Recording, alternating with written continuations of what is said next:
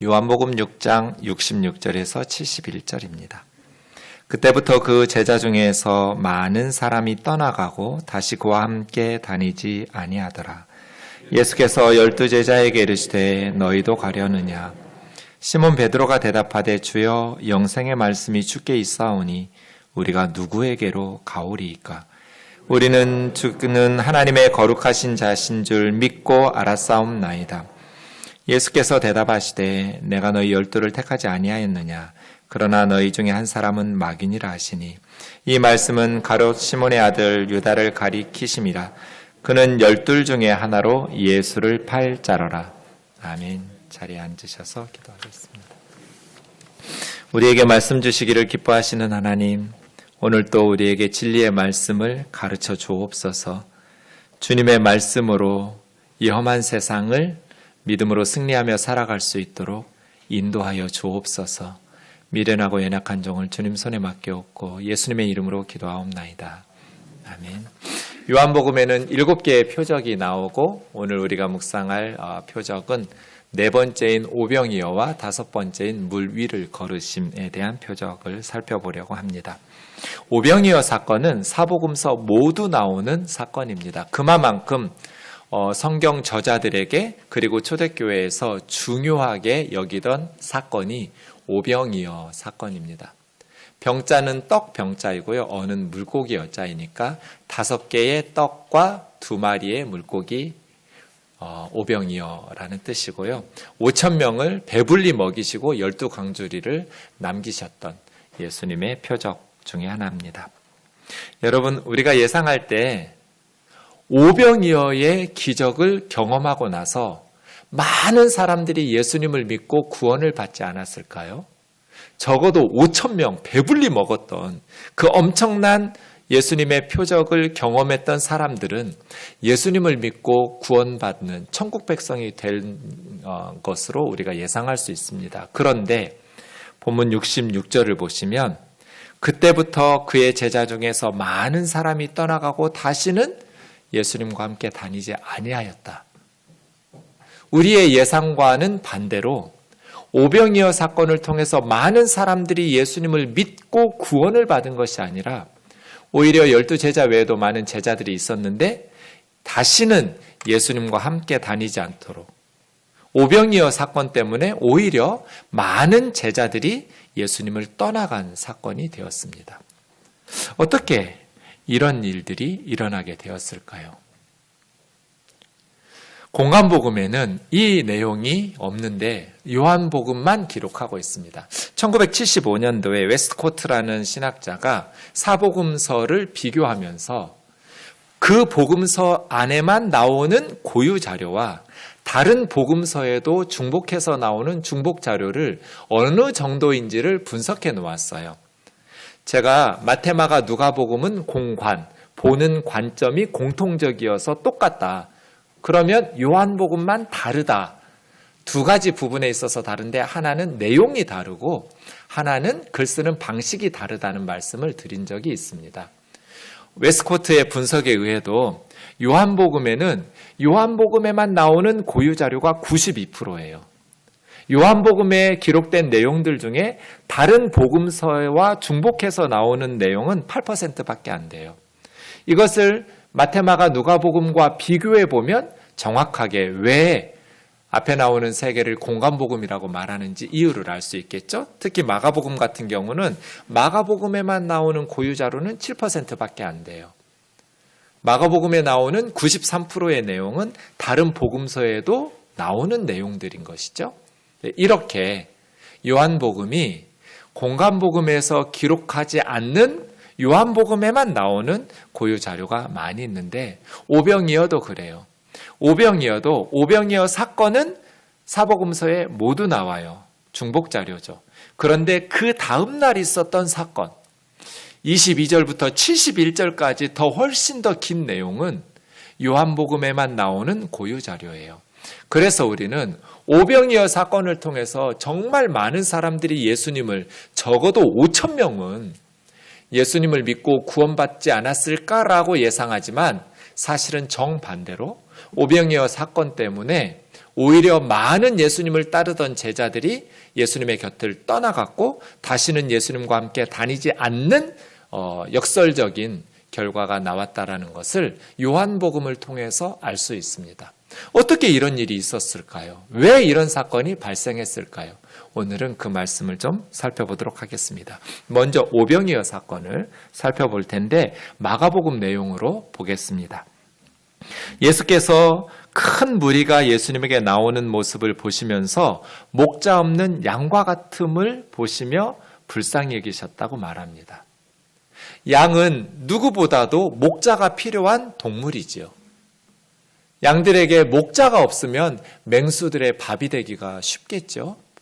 그런데 이스라엘 백성들이 예수님에게로 나오는 그 모습을 보면서 주님은 목자 없는 양 같다 이렇게 보셨어요. 왕궁에도 예루살렘 성전에도 맹수들만 우글거리지 정말로 백성들을 먹이는 참된 목자인 지도자들이 없었던 거죠. 그래서 주님께서는 빈들의 목자로 그들을 먹이시는데 두 가지로 먹이십니다. 첫 번째는 34절에 있는 것처럼 말씀의 양식으로 먹이세요. 여러 가지로 말씀을 전하셨어요. 저물 때까지 혼신의 힘을 다해서 하나님의 말씀으로 그 양떼들을 먹이셨죠. 그리고 두 번째 육신의 양식으로 오병이어의 기적을 통해서 그들을 배불리 먹이셨어요. 네, 우리 우면동 교회가 많은 백성들에게 이 땅에 또 사람들에게 그리고 우리 교우들에게 빈들의 목자이신 예수님을 따르는 공동체 되기를 원합니다. 목자 없는 양과 같이 헤매면서 우리 교우들을 방황하지 않도록 사랑으로 돌보는 목자적인 사명을 잘 감당하는 교회가 되었으면 좋겠습니다. 날이 저물어 가니까 제자들이 예수님에게 여쭙습니다. 저물어 갑니다. 이 많은 무리들을 마을이나 촌으로 들어가서 무엇인가를 먹을 수 있도록 조치를 취하셔야 할 것 같습니다. 그때 예수님의 생각은 37절입니다. 너희가 먹을 것을 주라. 이에 대한 제자들의 생각은 우리가 가서 200데나리온의 떡을 사다가 먹이리까? 먹일 수 있다는 거예요? 없다는 거예요? 없다는 거예요. 왜 없다는 거예요? 돈이 없으니까요. 예수님은 이 굶주린 사람들을 먹이는 것은 너희의 사명이라고 생각하셨어요. 그런데 제자들은 이 굶주린 사람들을 먹이는 건 우리의 사명이 아니라고 생각했어요. 왜요? 만약에 우리에게 이 사람들을 먹이도록 하는 것이 하나님께서 우리에게 주신 사명이라면 우리에게 200데나리온을 주셨을 테니까요. 그런데 하나님 우리에게 200데나리온을 주신 적이 없어요. 그러니 굶주린 사람들을 먹이는 건 우리 사명이 아니라고 생각한 거예요. 1데나리온은 당시 노동자 하루의 품삯이에요. 200데나리온인 적지 않은 품삯이겠죠. 네. 하나님께서 그 많은 돈을 우리에게 주신 적이 없으니 이 사람들을 먹이는 것은 우리 사명 아니라는 거예요. 지금 우리도 그렇게 생각하지 않을까요? 하나님께서는 굶주리는 사람들에게 너희가 먹을 것을 주라. 우리는 하나님이 우리에게 200데나리온을 주신 적이 없으니 굶어 죽는 사람들에 대한 책임은 우리에게 없다고, 그것은 우리 사명이 아니라고 생각하는 거예요. 제자들하고 똑같이 생각할 가능성이 매우 높죠. 그때 주님께서 너희에게 있는 것이 뭐냐고 가서 찾아보라고. 안드레가 어린아이 하나가 보리떡 5개와 물고기 2마리를 도시락으로 싸왔다고. 그걸 가져와요. 오병이어로 5,000명을 어떻게 먹일 수 있을까요? 주님께서는 50명씩 100명씩 앉게 하시고 하나님을 향해서 기도하시고 제자들을 통해서 나눠주셨어요. 배불리 먹고 12강주리가 남았어요. 은과 금은 우리에게 없지만 우리에게 있는 게 있죠? 나사렛 예수의 이름이 있어요. 지금도 마찬가지예요. 굶주리는 사람들을 바라보면서 하나님께서 우리에게 200데나리온을 주시지 않았으니 그것은 우리의 사명이 아니라고 생각하는 것은 직무유기예요. 왜냐하면 은과 금은 주시지 않았지만 나사렛 예수의 이름을 주셨잖아요. 그러니 우리에게 있는 오병이어가 주님의 손에 드려지기만 한다면 주님께서는 지금도 우리를 통해서 굶주리는 사람들을 먹이시겠죠. 사랑하는 자매 형제 여러분, 세상 사람들은 많은 물질을 소유한 사람을 부자라고 하고 부러워해요. 그런데 사실 우리가 행복하게 사는 데는 그렇게 많은 걸 쌓아두지 않아도 괜찮아요. 오히려 주님께서는 많은 재물을 쌓아둔 부자들을 어리석다고 말해요. 누가복음 12장 15절부터 나오는 어리석은 부자의 비유예요. 이 부자가 왜 어리석은지 보세요. 그들에게 이르시되 삼가 모든 탐심을 물리치라 사람의 생명이 그 소유에 넉넉한 데 있지 아니하니라 하시고 비유로 그들에게 말하여 이르시되 한 부자가 그 밭에 소출이 풍성하매. 왜 이 부자를 주님께서 어리석은 부자라고 말했냐면 그 부자가 부당한 방법으로 부자가 됐기 때문이 아니에요. 빈둥거리고 게으르게 놀면서 남의 것을 빼앗아서 재산을 축적하여 부자가 된 사람이 아니에요. 밭에 소출이 풍성해서 부자가 된 사람이에요. 땅은 정직해요. 땀 흘리고 정성껏 쏟은 만큼 열매를 주지 수고하지도 않았는데 땅이 막 많은 열매를 주는 법은 없어요. 밭의 소출로 부자가 되려면 이 사람은 남달리 부지런한 사람이에요. 그리고 지혜롭고 똑똑한 사람이에요. 그러니까 밭의 소출로 풍성한 사람 아닐까요? 빈둥거리면서 게으르게 산 사람이 어떻게 밭의 소출로 풍성해지겠어요? 그러니까 이 사람은 성실하게 살았어요. 땀 흘리면서 남들보다 노력하면서 하루하루를 성실하게 산 사람이에요. 이 사람이 어리석은 것은 불의한 방법으로 재산을 모았기 때문이 아니에요. 밭의 소출이 풍성했어요. 너무 많이 나오니까 이제 곡식을 쌓아둘 창고가 작아서 부족하게 되었어요. 어찌할까? 여러분 대답해 보세요. 여러분 같으면 어떻게 할 것 같으세요? 풍년이 들었어요. 소출이 풍성해졌어요. 저장할 창고는 작아요. 그럼 우리는 어떻게 할까요? 이 부자는 내가 이렇게 하리라. 내 곡간을 내가 헐고 내가 더 크게 짓고 내 모든 곡식과 물건을 거기 내가 쌓아두리라. 원문에 있는 대로 내가를 제가 더 집어넣었어요. 내가. 그리고 내가 내 영혼에게 이르되 영혼아 여러 해 쓸 물건을 많이 쌓아두었으니 이제 자기 영혼에게 말해요. 네가 평안히 쉬고 네가 먹고 네가 마시고 네가 즐거워하자 하리라. 주님께서 왜 어리석다고 말하는 줄 아시겠죠? 내가 많이 쌓아두면 내 영혼에게 네가 평안히 쉬고 네가 먹고 네가 마시고 네가 즐거워하게 돼요? 하나님은 이르시되 어리석은 자여 오늘 밤에 내가 너의 영혼을 도로 찾으리니 그러면 네가 준비한 것 그렇게 쌓아둔 것이 누구 것이 되겠느냐? 네가 먹고 네가 마시고 네가 즐기겠다고 여러 해 둘 물건 쌓아두면 여러 해 동안 네가 살면서 네가 다 누려? 오늘 밤에 내가 너의 영혼을 도로 찾으면 자기를 위하여 재물을 쌓아두고 하나님께 대하여 부여하지 못한 자가 이와 같으니라. 이 사람이 왜 어리석은 부자예요? 자기를 위하여 재물을 쌓아두고 하나님에 대해서는 부여하지 못했기 때문이에요. 왜 그렇게 살았어요? 세 가지 착각 때문이에요. 첫째는 이 모든 재물이 내 거라고 생각했어요. 내 곡식, 내 물건, 내 곡간, 내가. 여기서부터 잘못됐어요. 우리가 가지고 있는 것, 내가 주인인 건 하나도 없어요. 하나님이 우리에게 맡기신 거죠. 이 사람을 청직이라고 그래요. 주인이 아니에요. 주인은 하나님이시고 하나님께서 우리에게 맡겨주셨어요. 청지기는 종은 아니에요. 주인도 아니고 노예도 아닌 주인의 것을 맡아서 관리하는 자를 청지기라고 그래요. 우리는 청지기 아닌가요? 하나님이 만드신 세상에서 하나님이 주신 것들을 맡아 관리하는 청지기죠. 내가 낳았으니까 아이들이 내 거예요? 내 맘대로 해도 돼요? 아니요. 하나님의 자녀들을 우리에게 맡기신 거죠. 내가 열심히 일해서 벌었으니까 이 모든 재물이 내 거예요? 아니요. 하나님께서 우리에게 맡기신 거예요.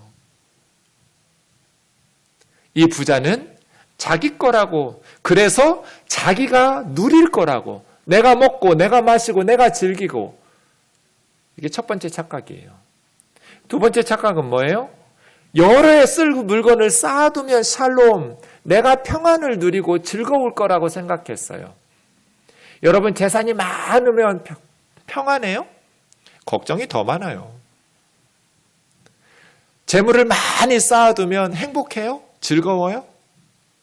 그렇진 않아요. 행복과 평안은 하나님의 선물인데 하나님께서는 우리가 더불어 함께 이기적으로 살아갈 때는 그런 하나님의 행복을 누릴 수가 없어요. 역설적으로 우리가 죽어가는 사람을 살리고 굶주리는 사람을 먹일 때 하나님은 우리에게 평안과 행복과 즐거움을 누리도록 이 세상을 만드셨어요.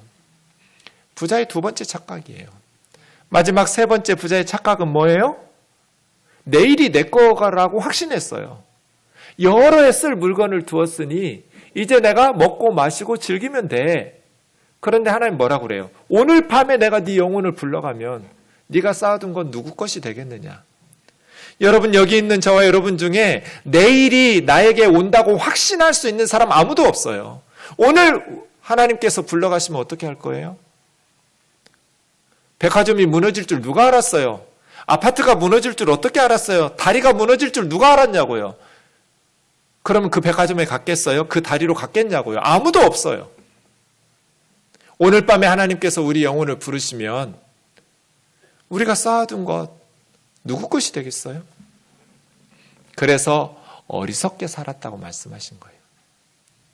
세상 사람들은 많은 것을 소유한 사람, 5천 명이 먹을 것을 소유한 사람을 부자라고 부러워하지만 성경은 한 번도 그런 부자들을 부러워하라고 말씀하신 적이 없어요. 하나님께 대하여 부유한 자로 살아라고 말씀하시죠. 어떻게 해야 될까요? 어떻게 해야 자기를 위하여 재물을 쌓지 않고 하나님을 향해서 재물을 쌓아둘 수 있을까요? 어떻게 해야 하나님에게 부유한 자로 살아갈 수 있을까요? 저 이제 어디 성경 찾을까요? 그 다음 나오는 화면이 어느 구절 제가 찾겠냐고요? 제가 수없이 말씀드렸어요. 어떻게 해야 하나님께 부유할 수 있을까요? 죽을 때 10원도 못 가져가요. 그런데 가져갈 수 있는 방법이 있어요. 성경 어디를 봐야 돼요? 어떻게 해야 우리 돈을 예수님에게 주고 하나님에게 줄 수 있어요? 마태복음 25장 40절이잖아요. 예수님께서 내가 굶주릴 때 너희가 먹을 거 주고 목마를 때 마실 거 주고 내가 헐벗었을 때 옷 갖다 주고 병들었을 때 감옥에 있을 때 찾아와 돌봐주었다고. 의인들이 말해요. 예수님, 우리가 언제 주님 목마를 때 마실 거 주고 굶주릴 때 먹을 거 주고 헐벗을 때 옷 갖다 주고 병들었을 때 찾아와 보살펴 주고 감옥에 있을 때 찾아가서 위로해 주고 돌봐주었느냐고. 주님 뭐라 말씀하셨어요? 내가 진실로 너희에게 이르노니 너희가 여기 내 형제 중에 지극히 작은 자 하나에게 한 것이 나한테 한 거라고. 예수님한테 준 거잖아요. 하나님에게 드린 거예요. 천국에 돈 들고 못 가요. 그런데 가지고 갈 수 있는 방법이 있어요. 어떻게 하면 예수님에게 돈 드릴 수 있어요? 굶주리는 사람에게 먹을 거 줄 때, 목마른 사람에게 우물 파서 깨끗한 물 마시도록 해줄 때, 추워서 헐벗고 있는 사람에게 옷 갖다 줄 때, 병든 사람 찾아 돌봐주고, 지금 1달러가 없어가지고 애들이 예방주사를 못 맞아서 평생 장애를 안고 살아요. 1,000원이면 예방주사 맞고 건강하게 살 아이들이 말이에요. 먹을 것이 없어서 3초에 한 명씩 굶어 죽어요.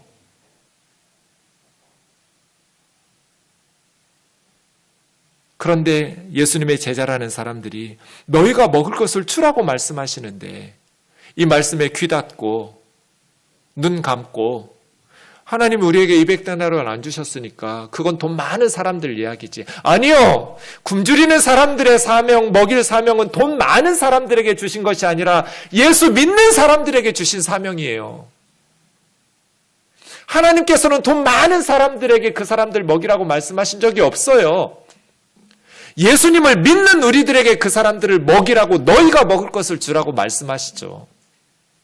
그러면 우리는 오병이어를 주님께 드리면 돼요. 은과 금은 우리에게 없지만 우리에게 있는 오병이어 드리면 나사렛 예수의 이름으로 주님이 하실 일이죠. 그 다음 분. 사랑하는 자매 형제 여러분, 이 세상에서 우리가 우리를 위해서 재물을 쌓아두고 하나님에 대해서 부유하지 못한 어리석은 부자와 같은 삶 살지 않기를 주의 이름으로 축원합니다. 저는 청년들 가르칠 때 11조는 안 해도 된다고 가르쳤어요. 왜? 목사님들이 구약의 다른 율법들은 다 예수님 안에서, 복음 안에서 완성되고 성취됐으니까 그렇게 안 해도 된다고, 문자적으로 안 지켜도 된다고 말씀하시면서 왜 11조의 율법만은 그렇게 목숨 걸고 강조하시는지 모르겠어요. 11조는 레위지파 사람들에게 토지 분배를 안 해주면서 다른 지파에게 11조 들여서 레위지파가 영적인 제사장 사역에 집중하도록 배려한 제도예요. 원래는 레위지파에도 토지 분배를 해줘야죠. 그런데 하나님의 일을 하는 레위지파에게는 더 하나님의 일에 집중하도록 다른 지파에게 더 넓은 토지를 분배해주고 너희들이 11조를 주어서 레위지파 사람들을 먹이라. 그리고 레위지파는 영적인 사명을 감당할 수 있도록 집중해라. 이게 11조잖아요. 신약성경 시대에는 그런 토지제도가 아니니까 신약성경엔 11조 하라는 명령이 없어요. 바울은 11조 하라는 말을 단 한 번도 한 적이 없어요.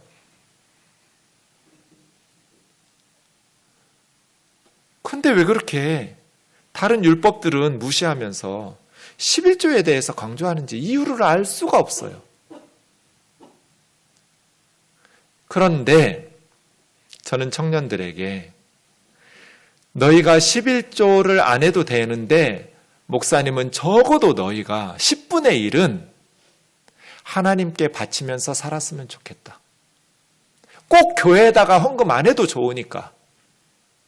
이 땅에 굶주리는 아이들이 너무 많고 헐벗는 아이들이 너무 많은데 청년 때부터 하나님이 주신 물질에 적어도 10분의 1은 내가 이 땅에 굶주리고 헐벗는 사람들에게 나누어야겠다. 이런 믿음의 고백으로 살았으면 좋겠다. 그것이 너희들이 물질의 노예로 살지 않게 되는 좋은 신앙의 훈련일 것이다. 상황에 따라 다르겠지만 하나님께서 더 물질을 많이 주시면 10분의 1이 10분의 2가 되고 10분의 3이 되고 10분의 5가 되었으면 좋겠다. 그러나 청년 때이니 많은 물질이 없을 테이니까 힘들고 어렵겠지만 적어도 10분의 1은 어려운 이웃들을 위해서 돕는 삶, 그게 하나님께 드리는 거다. 꼭 교회에다가 헌금해야만 하나님께 바치는 건 아니다.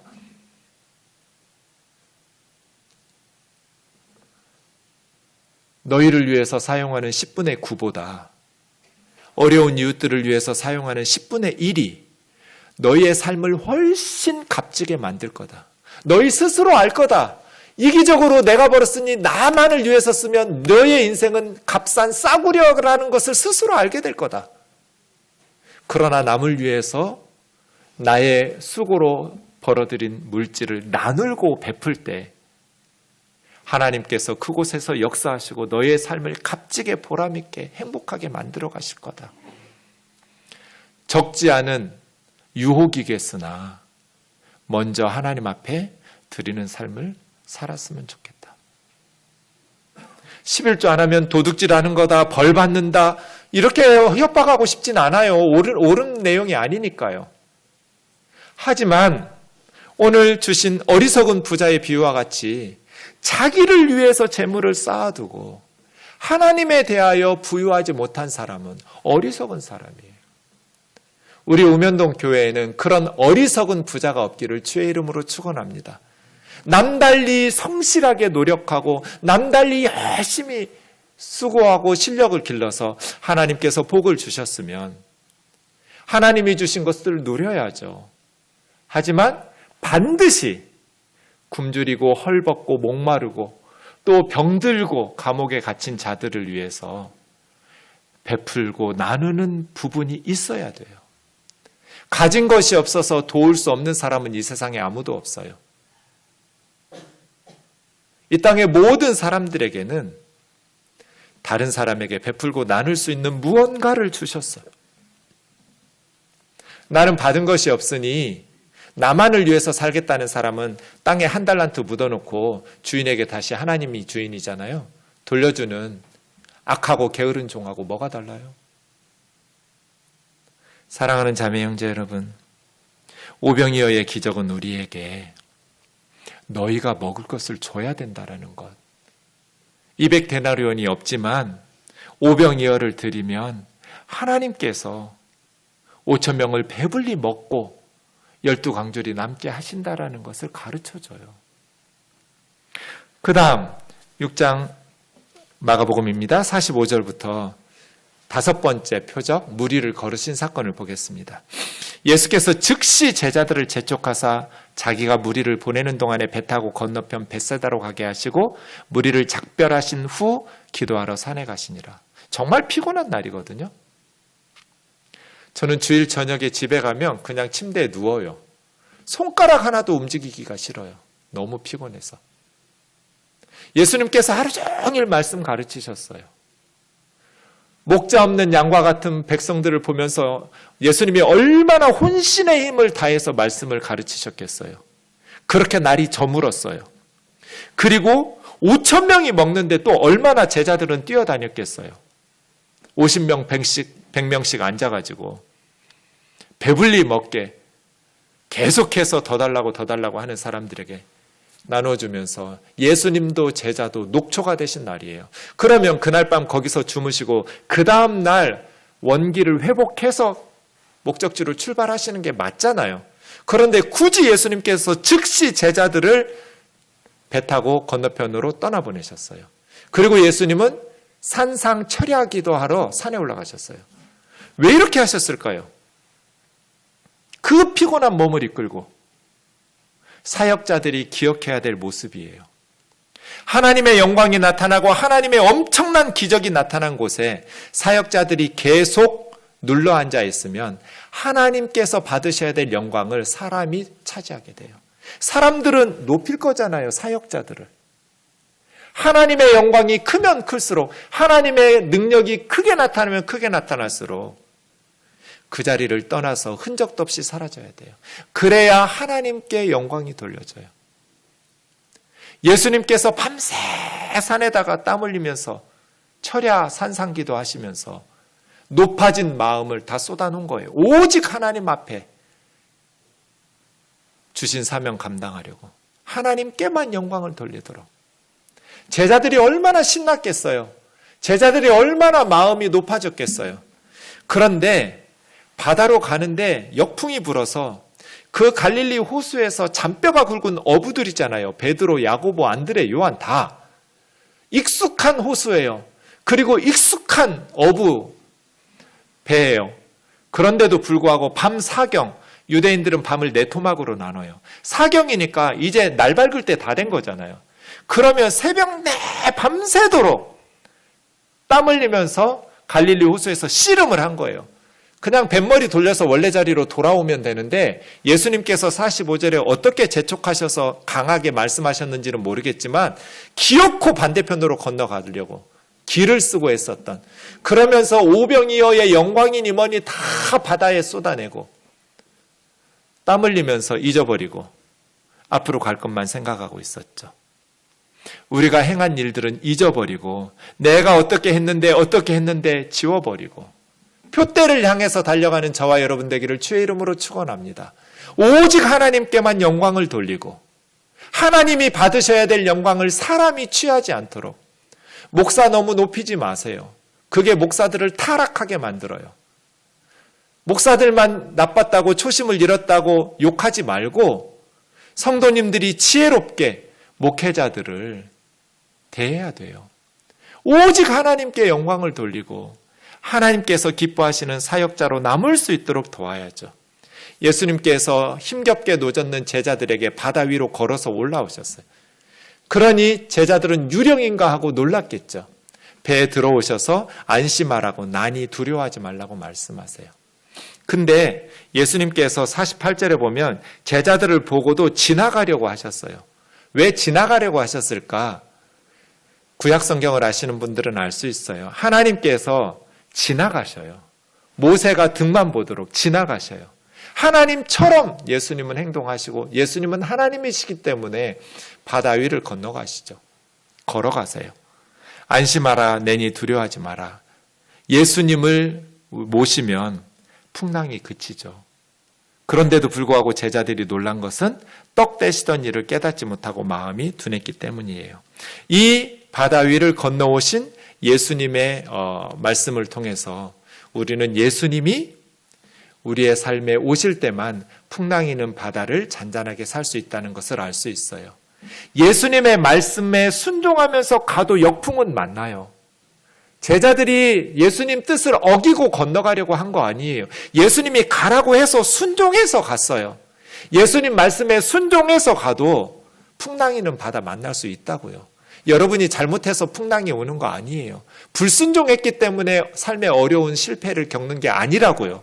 말씀에 순종해도 풍랑은 일어날 수 있고 역풍은 불어올 수 있다는 것을 기억해야 돼요. 해결이 뭐예요? 주님을 모시는 거예요. 배 안으로 주님을 모실 때 잔잔해짐을 경험하게 될 거예요. 하나님께서 우리의 삶 가운데 함께 하시기를. 그 다음 오늘 본문 6장 22절부터 보면 요한복음의 고유 자료예요. 이튿날 오병이어 사건 그 다음 날이에요. 분명히 사람들이 볼 때 예수님이 제자들만 태워서 배 태워서 보냈고 배는 한 대밖에 없었거든요. 예수님은 땅에 머물러 있었는데 이튿날 보니 예수님이 사라졌어요. 아무리 찾아도 예수님이 없어요. 이상하다. 배가 하나밖에 없었고 제자들만 타고 건너갔는데 예수님이 왜 보이지 않지? 해서 배를 타고 건너편 가버나움으로, 가버나움 베스다 옆 동네예요. 옆으로 가서 예수를 찾으러 가버나움에 가니 예수님이 거기 있는 거예요. 랍비여, 언제 여기 오셨습니까? 제자들만 배 태워 보내시고 예수님 무태 남아 있었는데 언제 여기 오셨느냐고.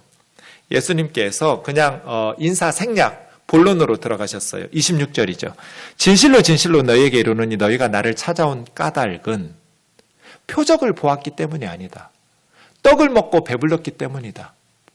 여기서 떡을 먹고 배불렀다라는 것은 그 다음 27절에 보면 썩을 양식으로 받으셨고 표적을 본다라는 것은 영생의 양식으로 받으셨어요. 그러니까 예수님을 통해서 오병이어 배부른 것을 경험했어요. 그 다음 날 여러분 같으면 어떻게 했을까요? 예수님을 찾겠죠. 예수님 어디 계셔? 예수님 말씀을 들었어요. 하루 종일. 그리고 오병이어를 경험했어요. 그 다음 날 저와 여러분 같으면 예수님을 왜 찾았을까요? 이 사람들은 배까지 타고 건너편 가버나움까지 와서 예수님을 찾은 이유가 떡을 먹고 배불렀기 때문이에요. 썩을 양식을 구하러 온 거예요. 오늘 또 예수님 통해서 배불리 먹고 싶어서 왔다는 거예요. 예수님이 그 수준 낮은 사람들을 보면서 실망하신 거예요. 너희가 나를 찾은 것이 고작 그깟 썩을 양식 때문이냐? 너희가 진정으로 구해야 될 것은 영생하도록 있는 양식 아니냐? 몇 시간 지나면 다시 배고파서 배설물로 나올 그 떡 때문에 그 엄청난 기적을 경험하고도 그 엄청난 말씀을 들었음에도 썩을 양식 구하러 왔냔 말이에요. 예수님이 실망하신 거예요. 표적을 보았어야지. 표적은 사인이에요. 표적을 보았다면 예수님이 누구신지, 예수님 어제 우리 뭐 경험한 거예요? 세상에 이런 일을 들어본 적이 없어요. 예수님 누구예요? 하나님께서 예수님을 왜 보내신 거예요? 우리 어떻게 해야 돼요? 예수님을 통해서 우리에게 주시려는 하나님의 선물이 뭐냐고, 우리 어떻게 살아야 되냐고. 표적을 보았다면 예수님이 왜 이런 일을 행하시는지, 예수님은 누구신지 그거에 관심 가져야 되는 거 아니에요? 자기 삶에, 자신들의 신앙에 영생하도록 있는 생명의 양식을 추구해야 되는 거 아니냐고요. 우리가 어떻게 해야 하나님의 일을 할까요? 예수님의 대답은 뭐예요? 하나님께서 보내신 이를 믿는 것이 하나님의 일이다. 하나님께서 보내신 나를 믿는 거. 무슨 일을 하라는 게 아니라 하나님이 보내신 자를 믿는 것이 너희가 영생하도록 있는 생명의 양식을 위해서 살아가는 거야. 그럼 우리가 보고 당신을 믿도록 행하시는 표적이 뭡니까? 하시는 일이 뭡니까? 메시아가 하셔야 될 일이 뭐냐는 거예요. 우리가 당신이 그 메시아라는 것을 보고 믿을 수 있는 표적이 뭐냐는 거예요. 그러면서 답을 해줘요. 우리 조상들은 광야에서 만나를 먹었습니다. 메시아는 이런 일 해야 되는 거 아닙니까? 예수님이 정말 메시아라면, 예수님이 정말 하나님의 아들이라면 우리 조상들처럼 우리에게 만나를 먹여주셔야죠. 메시아가 하시는 일은 그거 아니냐고요. 우리가 지금 굶어 죽고 있는데, 굶주리고 헐벗고 있는데 우리에게 모세시대 광야의 우리 조상들처럼 만나를 주어 먹게 하시는 것이 메시아의 하시는 일 아니냐고. 그러한 표적을 보여주셔야 우리가 예수님을 메시아로 믿을 수 있지 않겠느냐고. 여전히 이 사람들은 메시아는 썩을 양식을 공급하는 광야의 이스라엘 백성들처럼 만나와 메추라기로 배불리 먹어야 되는 육신의 양식을 구하고 있는 것이죠. 예수님의 대답이 단호합니다. 진실로 진실로 너희에게 이르노니 모세가 너희에게 하늘로부터 준 떡이 아니라 내 아버지께서 너희에게 하늘로부터 참 떡을 주실 것이다. 모세가 준 만나, 모세를 통해서 준 그 양식은 참 떡이 아니다. 하늘로부터 하나님 아버지께서 너희에게 진짜 제대로 된 생명의 떡을 주실 것이다. 하나님의 떡은 하늘에서 내려와 세상 사람들에게 생명을 주는 떡이 될 것이다. 그러니까요, 예수님, 이런 떡 우리에게 항상 주어 먹게 해달라고요. 오늘 또 오병이어 만나의 기적을 베풀어 달라는 거예요. 예수께서 이르시되 내가 생명의 떡이니 나를 먹는 자는 결코 굶주리지 않을 것이고 나를 마시는 자는 결코 목마르지 않을 것이다. 나를 먹고 마시라는 것. 진실로 진실로 너희에게 이르노니 믿는 자는 어떻게 먹고 마시냐면 믿는 거예요. 우리가 예수님을 믿을 때 예수님이 우리 안에 들어와요. 그게 먹는 거예요, 예수님을. 믿는 자는 영생을 가졌나니 내가 곧 생명의 떡이니라. 나는 하늘에서 내려와 세상에 생명을 주는 하나님의 선물이다. 나를 먹어라. 내가 생명의 떡이다. 너희 조상들이 광야에서 만나 먹었어도 죽지 않았느냐? 만나 먹었다고 해서 천국 가요? 만나 먹었다라고 해서 영생해요? 만나 먹어도 죽었거니와 나는 하늘에서 내려오는 떡이니 사람으로 하여금 먹고 죽지 아니하게 하는 것이니라. 나를 먹으면 결코 죽지 않을 거라는 거예요. 나는 하늘에서 내려온 살아있는 떡이니 사람이 이 떡을 먹으면 영생하리라. 내가 줄 떡은 곧 세상의 생명을 위한 내 살이니라. 유대인들이 서로 다툽니다. 이 사람이 어떻게 능히 자기 살을 우리에게 주어 먹게 하겠느냐.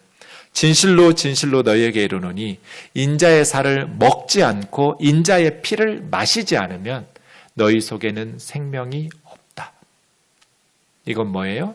십자가예요. 십자가에서 예수님의 살이 찢어지고 십자가에서 예수님이 피를 쏟으신 것은 우리를 그 생명으로 먹이어 살리기 위해서였어요. 예수 그리스도의 십자가가 내 죄를 위한 하나님의 대속적인 심판이라는 것을 깨닫고 예수 그리스도를 믿음으로 말미암아 예수 그리스도의 살을 먹고 예수 그리스도의 피를 마신 자마다 하나님의 영원한 심판에서 구원을 받아서 생명을 얻게 되는 거예요. 예수 그리스도는 하늘에서 내려온 생명의 양식, 세상 사람들이 먹고 죽지 않도록 하신 하나님의 선물이에요. 내 살을 먹고 내 피를 마시는 자는 영생을 가졌고 마지막 날에 내가 그를 다시 살리리니 내 살은 참된 양식이요 내 피는 참된 음료로다.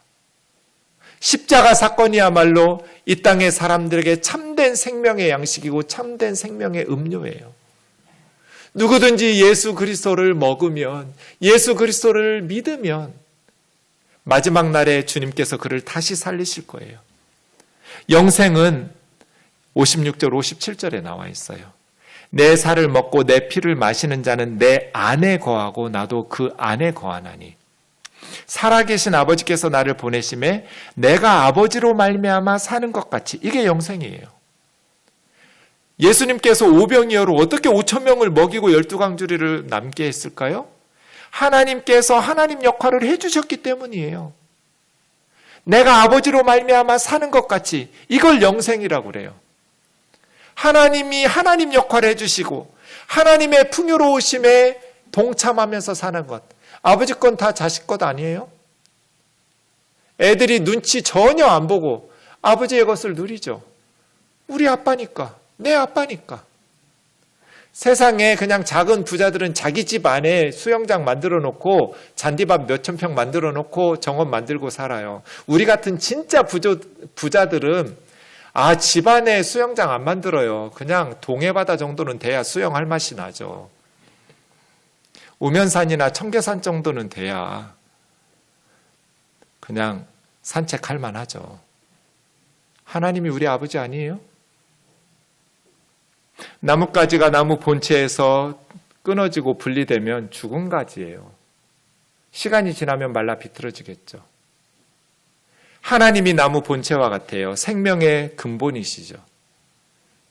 하나님께 접붙임돼야 그 나뭇가지인 우리가 하나님으로부터 공급되는 풍요로우심을 받는, 이 세상에서 엄마 없는 애들이 제일 불쌍해요. 아빠 없는 애들 불쌍해요. 엄마가 엄마 역할을 하고 아빠가 아빠 역할을 해줘야 갓난 아이들이 건강하게 살겠죠. 하나님이 하나님 역할을 해주시고 하나님이 우리 아버지 역할을 해주시는 것, 그걸 영생이라고 그래요. 하나님께서 복을 주시는 삶, 하나님의 풍요로우심을 공급받아 누리는 삶, 하나님이 하나님 역할을 해주시고 하나님이 아버지 역할을 해주시는 삶, 내가 아버지로 말미암아 사는 것 같이, 이게 영생이에요. 우리도 하나님으로 말미암아 사는 것, 나를 먹는 그 사람도 나로 말미암아 살리라, 이걸 영생이라고 그래요. 예수님을 먹는 사람은 이제 예수님이 우리 안에 들어오고 예수님으로 말미암아 살게 될 거예요. 이건 무슨 뜻이에요? 예수님의 은혜를 힘입어서 살 거예요. 예수님께서 일구신 모든 것들을 누리면서 살 거예요. 죄사함 받고 하나님의 자녀가 되고 천국 백성이 될 거예요. 교회 왜 나와요? 배부르기 위해서 썩을 양식을 위해서가 아니라, 그건 너무 실망스러워요. 우리가 교회 나오는 것은 예수 그리스도를 믿고 죄사함 받고 하나님의 자녀가 되고 하나님이 우리에게 하나님 역할을 해주시는 그 풍요로우신 은혜와 사랑을 공급받으면서 살기 위해서 나오는 거예요. 우면동 교회에서 여러분에게 주고 싶은 건, 세상 사람들에게 주고 싶은 것은 세상에 썩을 양식이 아니에요.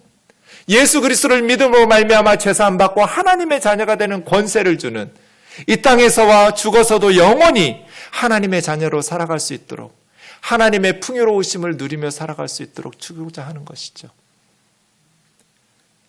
나로 말미암아 살리라. 이것은 하늘에서 내려온 떡이니 조상들이 먹고도 죽은 그것과 같지 않다. 이 떡은 먹는 자에게 영원히 살 수 있도록 생명을 주는 생명의 떡이에요. 가버나움 회당에서 가르쳤는데 이 말씀은 어렵도다. 누가 들을 수 있나? 이 어렵다는 것은 이해하기 어려워서 어렵다는 것이 아니라 받아들이기 어렵다는 거예요. 왜요? 그들은 메시아가 오시면 그들에게 썩을 양식을 많이 줄 알았거든요. 경제적인 풍요를 줄 알았어요. 로마로부터 벗어나는 정치적인 해방을 줄 알았어요. 그런데 메시아가 다녀가셨는데도 여전히 로마의 압제가 지속되고 경제적 궁핍이 지속되니 무슨 구원자라는 거예요? 그래서 예수님을 떠나간 거예요. 예수님이 오신 것은 우리에게 썩을 양식을 더 많이 주시기 위해서가 아니에요. 십자가에 죽으러 오셨어요. 우리 죄를 뒤집어쓰고 십자가에서 하나님의 저주를 받아서 우리 죄를 씻어주기 위해서, 하나님의 자녀로 삼아주시기 위해서 예수님은 죽으러 오신 분이지 살러 오신 분이 아니에요. 예수님은 많은 사람들에게 떡을 주면서 칭찬받으러 오신 것이 아니라 벌거벗고 십자가에 살을 찢기고 피를 쏟아서 하나님의 저주를 받아 죽으러 오신 분이에요. 나를 먹어라. 내 살을 먹고 내 피를 마셔라. 그러면 너희를 마지막 날에 내가 다시 살릴 수 있다. 하나님의 심판대 앞에서 내가 너희를 살릴 수 있다. 나를 먹어라. 그런데 유대인들은 이 말씀은 어렵도다. 누가 들을 수 있느냐? 내 말이 너희에게 걸림돌이 되느냐? 내가 있던 곳으로 다시 올라가는 것을 보면 어떻게 할 거냐? 살리는 것은 영이니 육은 무익하니라. 썩을 양식은 너희를 살릴 수 없다. 너희 영혼을 살리는 것은 하늘 양식이고 내가 너희에게 한 말이 영이며 생명이다. 내 말을 믿어라. 그런데 많은 사람이 예수님을 떠나갔어요. 믿지 않고. 그래서 아버지께서 오게 하여 주시지 않으면 아무도 내게 올 수 없다고 주님 말씀하시면서 다시는 주님 곁을 떠나서 함께 다니지 않는 사람들이 발생했어요. 왜? 예수님께서 썩을 양식의 공급자로서 구원자이심을 거부하고 십자가에 못 박혀 죽으실 것을, 그것이 하나님의 참된 구원의 약속이며 메시아가 하시는 일이며 너희에게 진정한 생명을 주는 일이라고 말씀하셨기 때문이에요. 그들이 기대하던 썩을 양식을 주님은 포기하고 거부하시고 하나님께서 주시고자 했던 자신의 몸을 십자가에 못 박혀 죽이심으로 말미암아 그들에게 참된 생명의 양식을 주신다고 말씀하셨기 때문이에요. 12 제자에게 너희도 가려느냐? 베드로가 참 위로가 될 때가 많아요. 주여, 영생의 말씀이 주님께 있사오니 우리가 누구에게로 가오리이까? 우리가 누구에게로 갈까요? 우리는 주님이 하나님의 거룩한 자인 줄 믿고 알았습니다. 알고 믿은 게 아니고 믿고 알게 됐어요. 믿다 보니 더 풍성히 알게 됐어요. 그래서 내가 너희 12를 택하지 않았느냐? 너희 중 하나는 마귀니라. 예수님을 팔 가룟 유다를 주님이 알고 계셨어요. 오늘 말씀 묵상하면서 저는 예수님이 태어나던 장면을 생각하게 되었습니다. 나를 먹어라. 내가 하늘의 생명의 양식이다. 예수님은 원래 갈릴리 나사렛에서 태어날 뻔했는데 로마 황제가 호적을 하라고 그래서 요셉과 마리아의 본 고향이었던 유다 베들레헴까지 여행을 하면서 베들레헴에서 태어납니다. 왜냐하면 베들레헴이 다윗이 태어나고 자란 다윗의 고향이기 때문이에요. 그런데 베들레헴이라는 단어가 베이틀레헴이에요. 베이트는 집이고 레헴은 떡이에요. 떡집이에요. 떡집. 떡 만드는 집이에요. 베들레헴이. 그런데 예수님이 태어나서 긴 헝겊을 강보라고 그래요. 강보에 싸서 짐승들의 먹이를 담아주는 구유에다가 음식처럼 누워놨어요. 가축들의 먹이를 담아주는 여물통 같은 구유에. 왜 태어나자마자 예수님은 구유에 누워놓았을까요? 보통은 엄마나 아빠 품에 안기거나 아니면 좀 더 푹신한 다른 곳에 둘 수도 있었을 텐데 음식도 아닌데 예수님을 가축의 먹이를 담아주는 그릇에 누워놓았어요. 무슨 뜻이에요? 먹으란 뜻이에요. 먹어라. 나를 먹어라. 그래야 너희가 산다. 예수 그리스도의 십자가의 죽으심과 부활을 하나님께서 나를 사랑하셔서 내 죄를 용서하시려고 예수님이 대신 벌받게 하시고 형벌받게 하셔서 주님이 내 모든 수치와 내 모든 죄악을 다 짊어지고 하나님의 저주를 받으셨음을 깨닫고 믿게 되는 저와 여러분 되기를 주의 이름으로 축원합니다. 예수님이야말로 하늘의 생명 양식입니다. 요한복음 17장 3절 영생은 곧 유일하신 참 하나님과 그가 보내신 자 예수 그리스도를 아는 겁니다. 그래서 우리의 사명은 Know Christ and make Him known입니다. 그리스도를 아는 것, 그리고 그분을 알게 하는 것. 이것이 우리 우면동 교회의 사명이 되기를 주의 이름으로 축원합니다. 나 같은 죄인 살리신 그 은혜가 놀랍고, 잃었던 생명을 다시 되찾았고, 앞을 보지 못했던 영적인 맹인이었던 우리가 광명을 찾았다고, 어떻게 하나님께서 이런 일을 나를 위해서 행하셨는지 그 은혜를 깨닫고 나면 아무리 힘든 세상이지만 넉넉히 살아가게 돼요.